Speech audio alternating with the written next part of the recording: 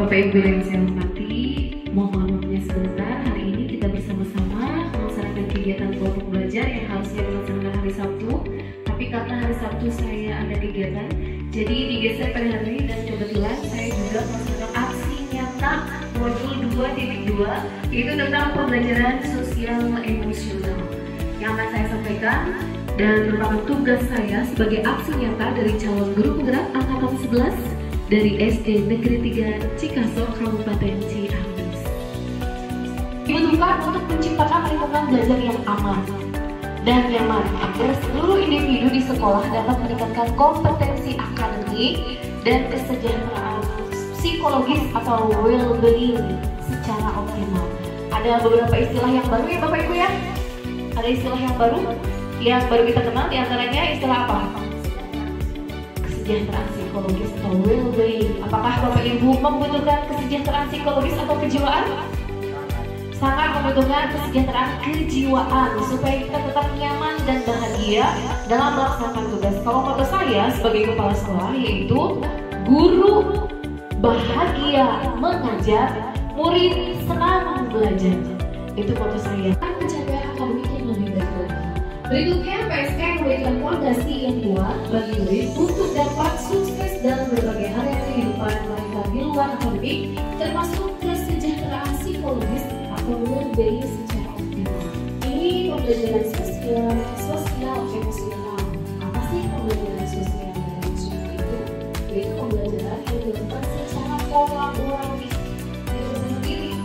dilaksanakan secara kolaboratif oleh seluruh komunitas anggota komunitas tersebut. Proses kolaborasi ini memungkinkan anak dan orang dewasa di sekolah memperoleh beberapa pengetahuan keterampilan dan sikap positif mengenai aspek sosial emosional. Nah ini aspeknya.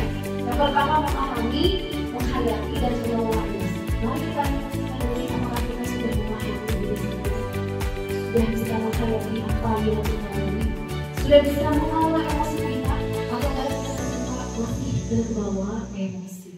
Yang kedua, menetapkan dan mencapai tujuan positif. Kita bisa mengelola diri dengan baik. Yang ketiga, merasakan dan menunjukkan empati kepada orang lain. Kita bisa merasakan, kita bisa menghargai orang lain. Ini termasuk kesadaran diri. Yang keempat, membangun dan mempertahankan hubungan yang positif serta keterampilan relasi. Yang kelima, membuat keputusan yang bertanggung jawab.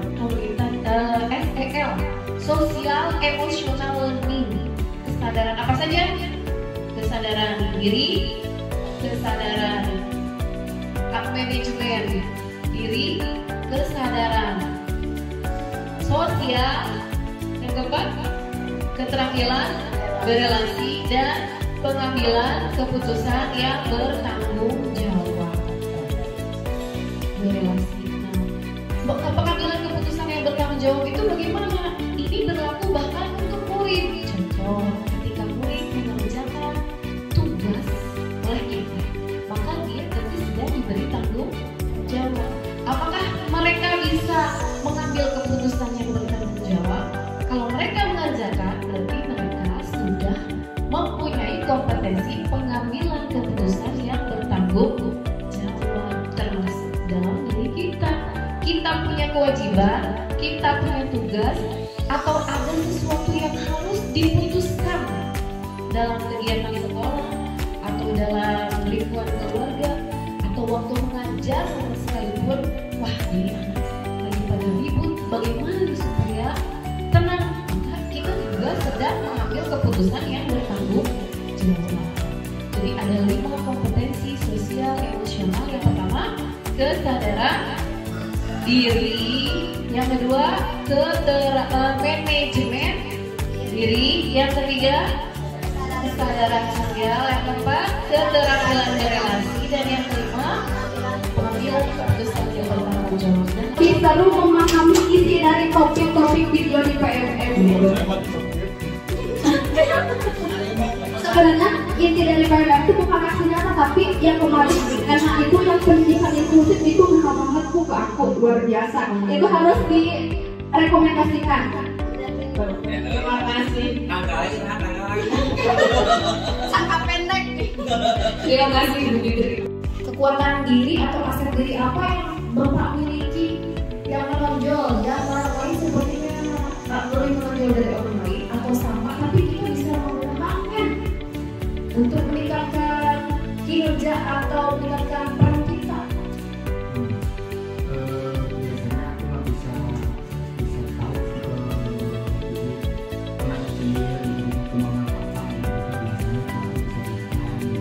Biasanya kalau bisa itu karena emosi gitu.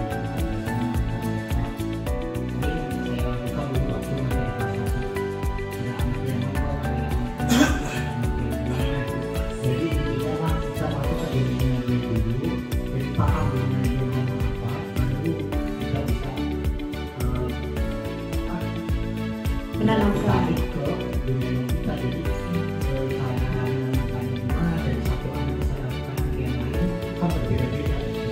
Anak ini bandel, semua anak bapak punya ya beda-beda,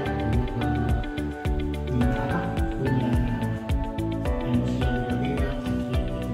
Punya sisi kelebihan dari kepemimpinan. Alhamdulillah dari sekolah sampai sekarang kuliah pun, setelah kuliah sudah 2 kali dan kuliah terakhir pun setelah